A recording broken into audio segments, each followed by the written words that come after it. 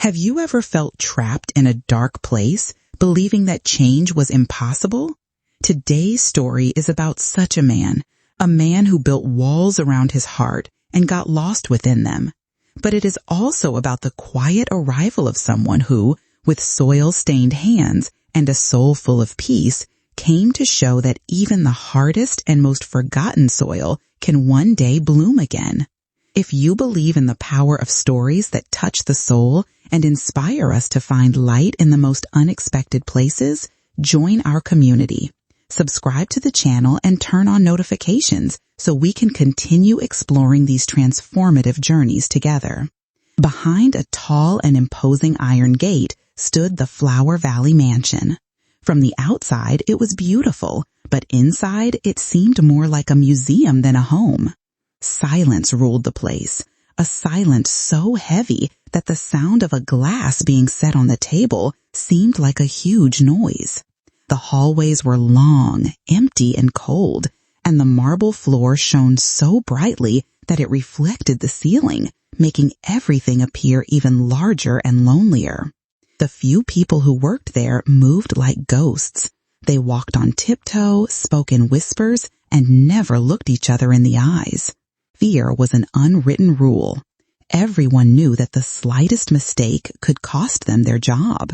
It was a place where wealth bought everything except the warmth of a home or the joy of a smile. The walls seemed to have absorbed all the sadness over the years, and the atmosphere was so heavy it was difficult to even breathe deeply. It was a golden cage, beautiful on the outside, but cold and empty inside.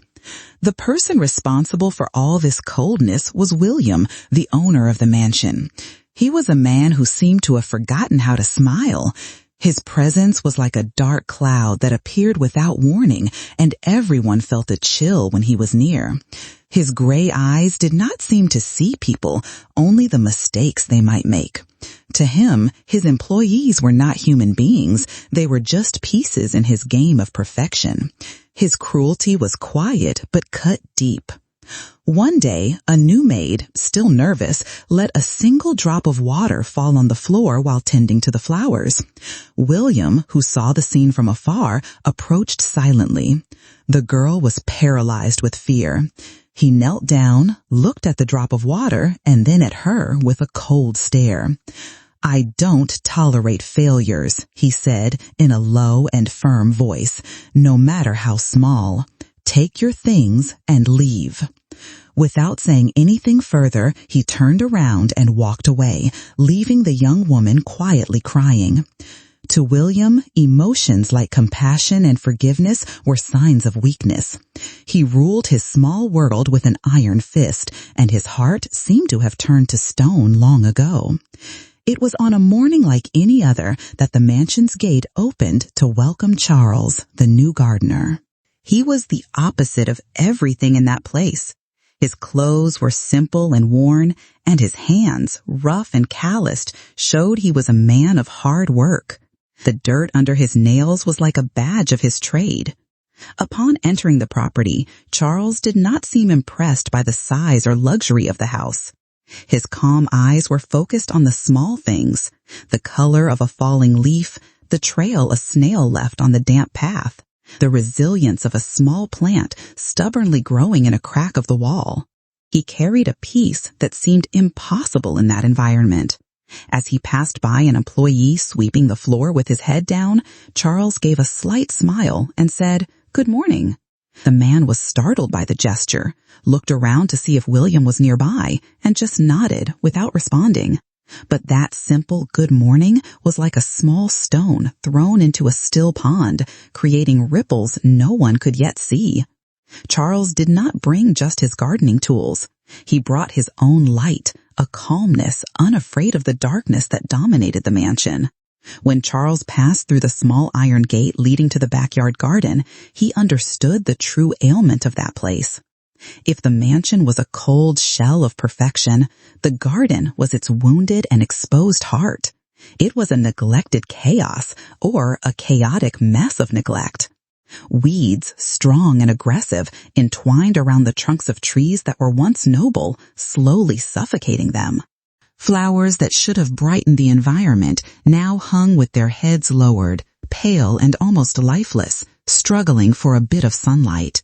A small pond, which should have been a mirror of clear water, was covered by a thick, stagnant green layer. The place smelled of dampness and things that had died long ago. It was like looking into the soul of a man who had given up on himself, allowing bitterness and loneliness to grow unchecked until they took over everything.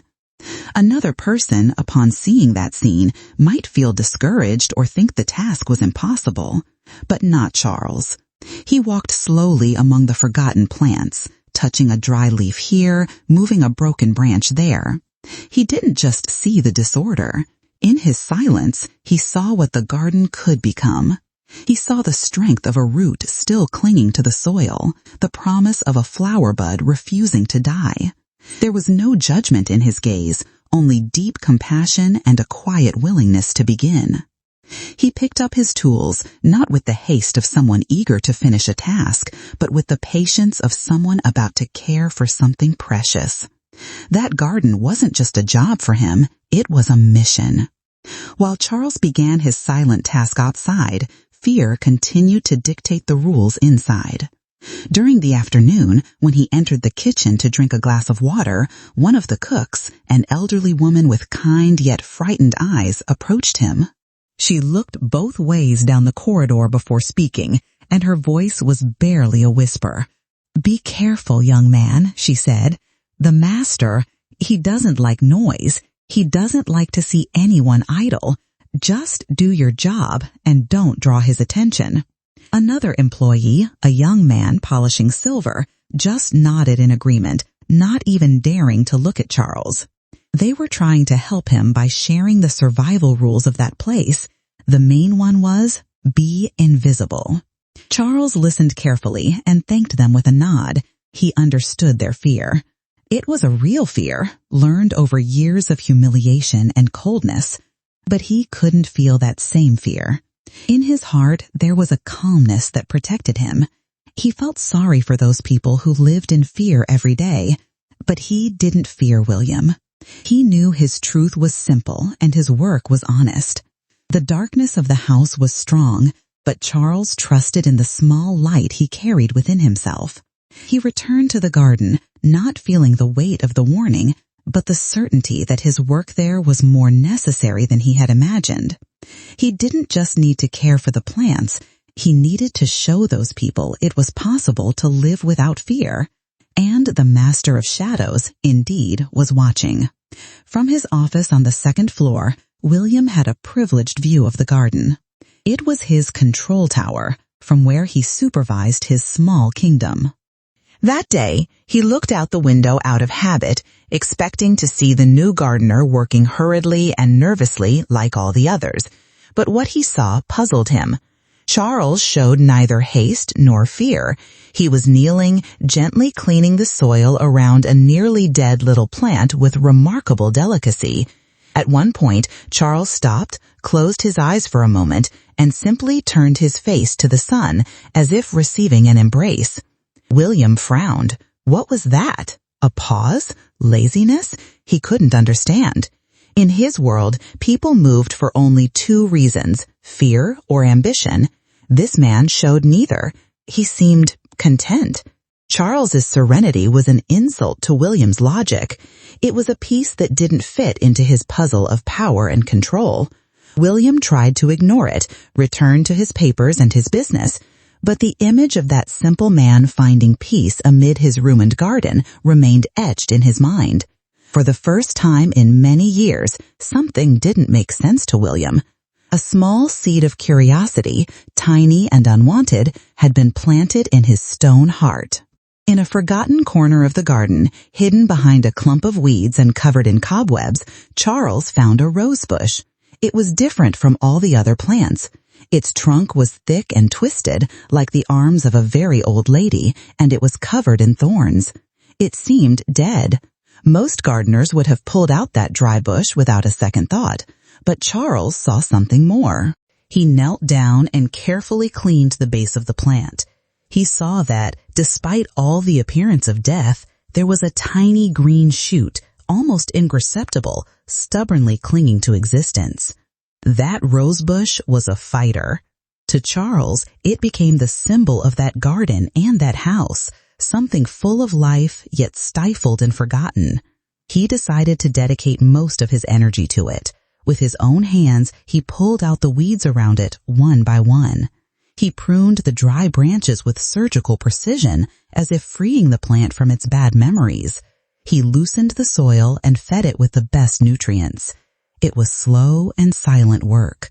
From his window, William watched that dedication to something so useless and felt a growing irritation. Why waste so much time with a bunch of dry branches? What he didn't know, or perhaps it forced himself to forget, was that this wasn't just any rosebush. It was the rosebush his mother had planted many, many years ago, before the house became a mausoleum of silence and before his own heart closed off to the world. One late afternoon, William's patience ran out. He could no longer bear watching that calm gardener, acting as if the garden was a sacred place. He descended the stairs with heavy steps and headed towards Charles, who was, as always, tending to the rosebush. "What do you think you're doing?" William asked, his voice as cold as the winter wind. "I pay you to clean this garden, not to waste time on that dead plant." "Pull it out and throw it away." He expected a reaction of fear, an apology, immediate submission. It was what he always got from people. However, Charles did not immediately rise. He finished adjusting the soil, stood up slowly, and wiped his hands on his pants. He looked at William, not with fear, but with a serenity that bordered on audacity. He didn't look at the boss, but at the man. And then he asked a simple question with a gentle voice that traveled through all of William's armor. "Sir," he said, "if the root still has a little life, even if we can't see it, don't you think it to feel sunlight again?" The question hung in the air, simple, direct, and deeply unexpected. It wasn't defiance, but an invitation to reflect. For the first time in his life, William was confronted not with a reaction to his power, but with a truth about life, and he had no answer. The silence that followed was unlike any other silence in that house. It wasn't a silence of fear, but one of shock and confusion. William stood there, looking at Charles, and his mind, accustomed to giving orders and calculating profits, simply froze. The gardener's question was like a small, rusty key that somehow found its way to a lock William no longer remembered existed in his heart. A chance to feel the sun again, the phrase echoed in his head. He thought about himself. When was the last time he gave himself a chance? When was the last time he felt anything beyond anger, contempt, and loneliness? He couldn't answer. Irritated by his own vulnerability, he merely huffed, turned his back, and retreated into the mansion with even harsher steps, as if he wanted to crush the confusion he felt. But something had changed. A small crack, as thin as a strand of hair, had formed in his armor of ice. That night, William couldn't focus on his business. He found himself staring out the window at the silhouette of the dark rosebush against the night sky and pondering the absurd question posed by the gardener. The seed of curiosity had begun to sprout, and it was a sensation that both frightened and attracted him. The peace of his fortress of silence had been disturbed forever. The days that followed were strange for William. Charles's question acted as a constant echo in his mind. He tried to keep himself busy with work, numbers, and spreadsheets that always gave him a sense of control. But the image of the garden and the rosebush stubbornly invaded his thoughts. One afternoon, unable to concentrate, he did something he hadn't done in over a decade. He left the office, walked down the stairs, and instead of exiting through the front gate, he headed toward the back garden. The air outside felt different, lighter. The sun, which seemed weak from inside the house, was warm and real there. He walked slowly along the new paths that Charles had cleared. His gaze, once used to looking only for flaws, started to notice the changes. Where there had once been a tangle of weeds, now there was a clean bed with dark and soft soil ready to receive new seeds. The small pond, once stagnant, now had its surface stirred by a gentle breeze, and the water seemed clearer. William saw the plants that had been dying now standing firm, with small new green leaves. It was a slow transformation, almost imperceptible to a hurried glance, but for him, at that moment, it was like witnessing a silent miracle. He realized that the garden was not just a piece of land, it was a living world, breathing and struggling to heal itself, and he had never stopped to notice. Hidden behind a large tree where he could observe without being seen, William watched Charles pause his work. The sun was strong, and the gardener sat in the shade for a moment. Shortly after, the young maid who was cleaning the windows passed by, walking with her head down and her body tense like all the others. Charles saw her and, with a smile, handed her an apple he had taken from his satchel. "Seems like a hot day," he said in his calm voice. "Here, it will help cool you down." The young woman hesitated, looking toward the house fearfully, as if expecting punishment for that simple act of interaction. But the kindness in Charles's eyes was so genuine that she couldn't refuse. She took the apple, thanked him with an almost inaudible whisper, and quickly moved away, though not before a small, shy smile appeared on her face. For William, that scene was a shock. In his world, interactions were based on hierarchy, power, and interest. People were kind only when they wanted something. But there, in that simple gesture, there was none of that. It was just humanity. One human being sharing what he had with another, expecting nothing in return. He thought of himself, of how he treated his employees, of how he used fear to ensure obedience. The image of Charles's kindness compared to his own coldness made him feel something he hadn't felt in a long time. Shame. He realized that in his quest for control, he had lost the most basic thing of all, the ability to connect with another person. William returned to his office feeling like a stranger in his own home, in his own skin. The fortress he had built around himself to protect against pain and disappointment from the world now seemed like a prison. The narration of the story at this point would dive into his thoughts, into his internal struggle. How, he would ask himself, looking at his soft hands, which only knew how to sign checks and point out mistakes. How can that man, with hands dirty from soil, be richer than I am? What kind of wealth is this that cannot be bought, that cannot be measured? The image of his father came to mind, a tough man who always told him that feelings are for the weak and that success requires sacrifices. William had sacrificed everything, friendships, love, joy. And for what? To reign alone in a castle of silence? The calm of Charles and his own internal turmoil created a painful contrast. He was at war with himself. Part of him wanted to scream, fire the gardener, and restore the cold order he knew so well. But another part, a part he thought had died long ago, was curious. It wanted to understand the secret of that peace. For the first time, William was unsure of who he was, or who he wanted to be. And this uncertainty, although frightening, was the first door opening to real change. The confusion within William brewed and turned into anger. It was anger directed not at the gardener, but at himself for feeling so vulnerable.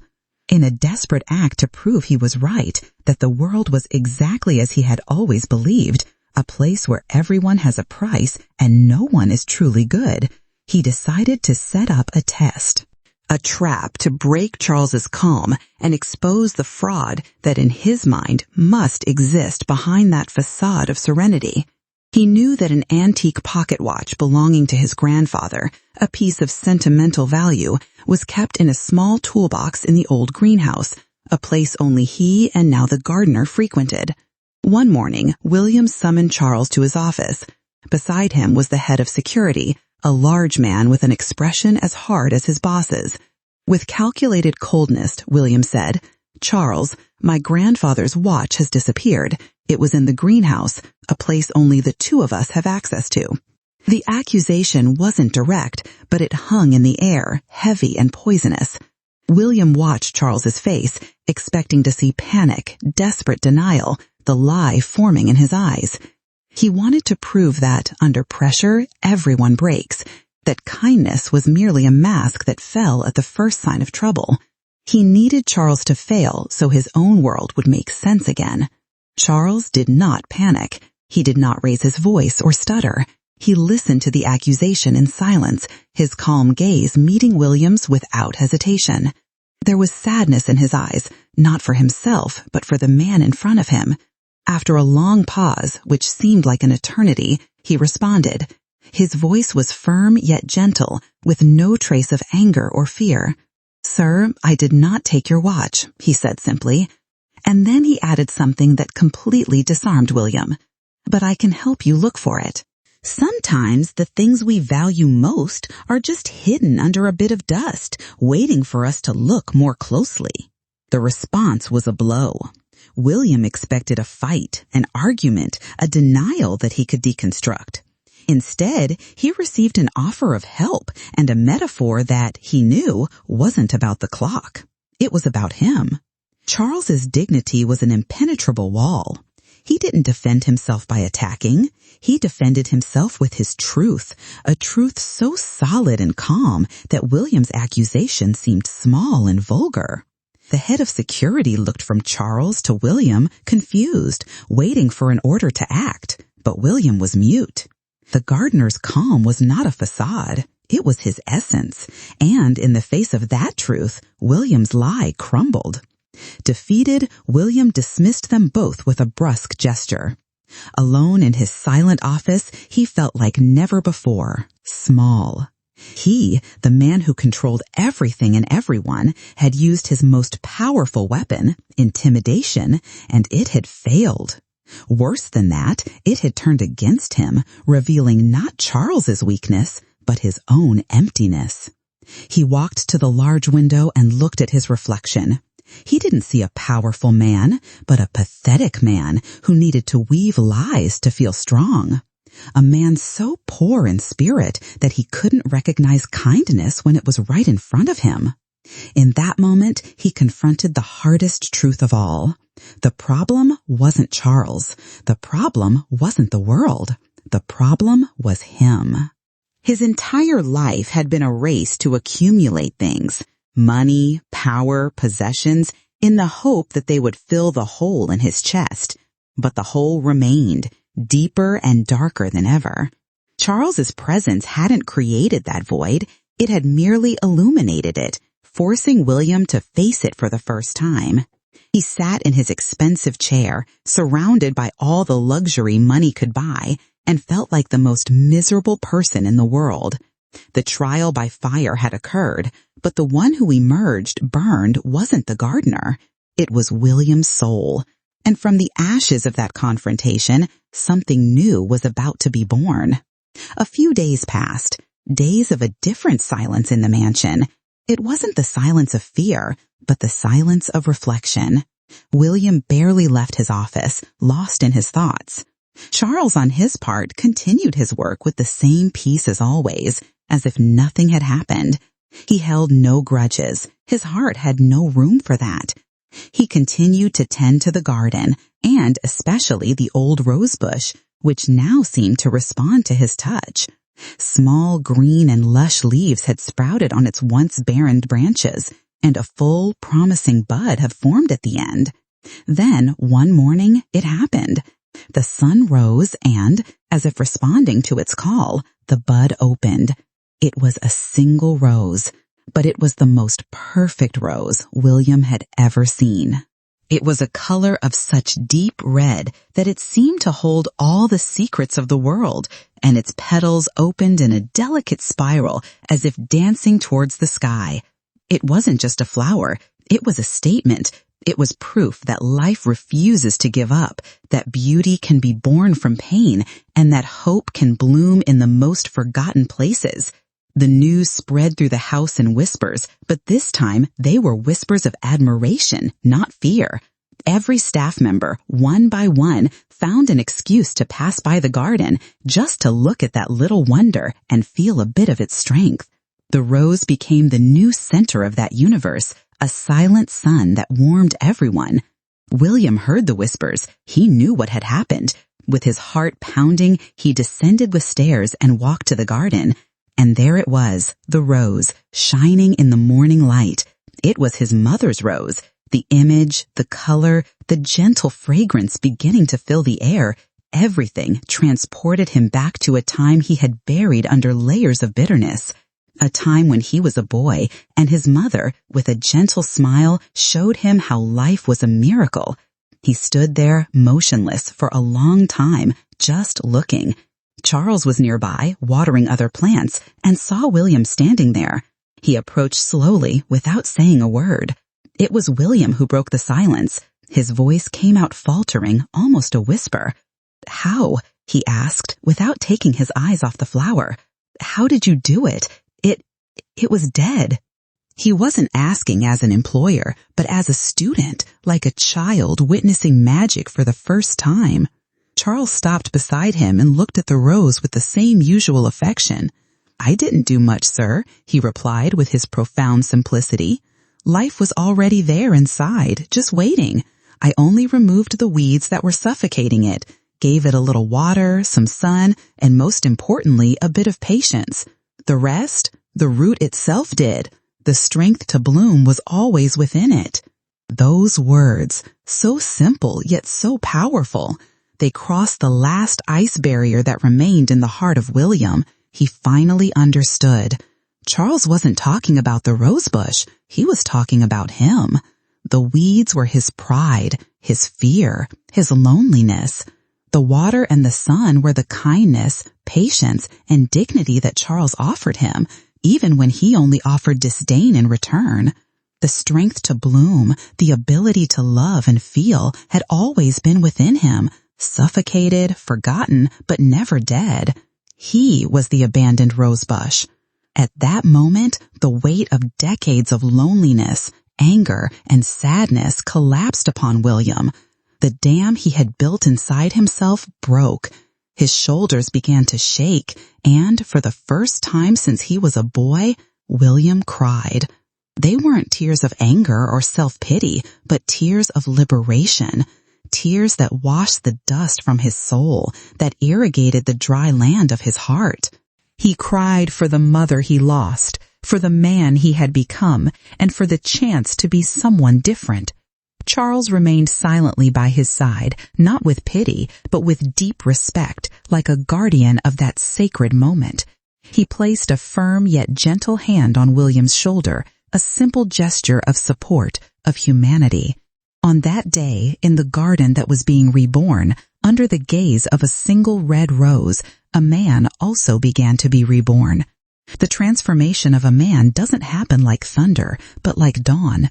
Gradually, almost imperceptibly at first, until the light takes over everything.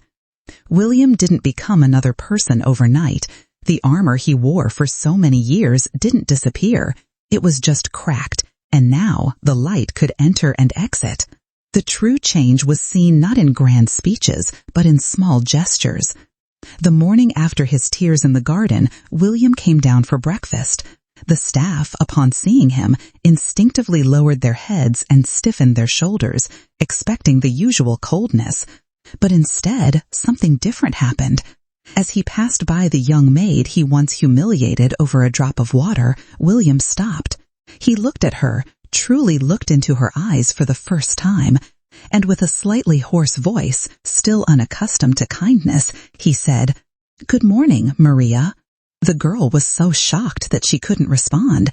She just raised her gaze, surprised, and saw on her employer's face not the usual disdain, but a shadow of vulnerability, of humanity. That good morning echoed through the corridors of the mansion with more force than any order he had ever given. It was the first brick of a new foundation. Throughout the day, other small gestures followed. A thank you to the cook, a nod to the security guard. They were small things, things that normal people do without thinking. But in that house, they were like the first rain after a long drought. The atmosphere began to change. The fear began to dissipate, slowly giving way to hopeful curiosity. The staff started to wonder if the change they saw in the garden was finally happening inside the house as well. A few days later, Charles was in the garden preparing a new flower bed when he saw a shadow approaching. It was William, but he wasn't dressed in his expensive suit and shiny shoes. He wore old pants and a simple shirt, clothes that seemed unused for years. He stopped next to Charles and watched the work in silence for a long time. Charles continued his task, giving William the space he needed. Finally, William crouched down. With visible hesitation, like someone touching something sacred and unknown, he reached out and grabbed a handful of soil. He felt its texture, its moisture, its smell of life. What are you planting here?" William asked. His voice was that of a man learning a new language. "Sunflower seeds," Charles replied with a slight smile. "They're stubborn. They always turn to find the sun, no matter where they are." William looked at his own hands, so clean and useless, and then at Charles's hands, calloused and strong. On impulse, he did something that would have been unthinkable a week before. He began to help. With his fingers, he clumsily loosened a small patch of soil, imitating what he saw Charles doing. He wasn't giving orders. He wasn't supervising. He was learning. At that moment, he was not the master of the mansion. He was just a man, hands in the earth, discovering the simple joy of helping something grow. The story of the Valley of Flowers mansion doesn't end with a happily ever after. True transformation is never a final point, but a path one chooses to walk every day. William remained a man of few words, but his gestures began to speak louder. The silence in the house changed from one of fear to one of peace. And the garden bloomed like never before, becoming the true heart of the house, a place where everyone, including its owner, would go to remember that life always finds a way. William's journey teaches us a powerful lesson. How many of us have forgotten gardens within our own souls, choked by the weeds of fear, pride, or pain? And what would happen if we had the courage to put our hands in the soil? The story reminds us that sometimes we don't need a grand miracle. We just need a sincere good morning, an outstretched hand, a bit of patience. And most importantly, the courage to become our own gardener, cultivating kindness and hope one small seed at a time. Because within each of us, even in the hardest soil, there is a rose waiting for the chance to bloom. If this story touched your heart and reminded you of some garden in your own life, share your reflection in the comments. We read each one of them and believe that by sharing our journeys, we help each other cultivate hope. And to not miss any new stories of transformation, don't forget to subscribe to the channel and activate the notification bell. Together, we can continue to explore the shadows to find the light that exists within all of us. Until next time.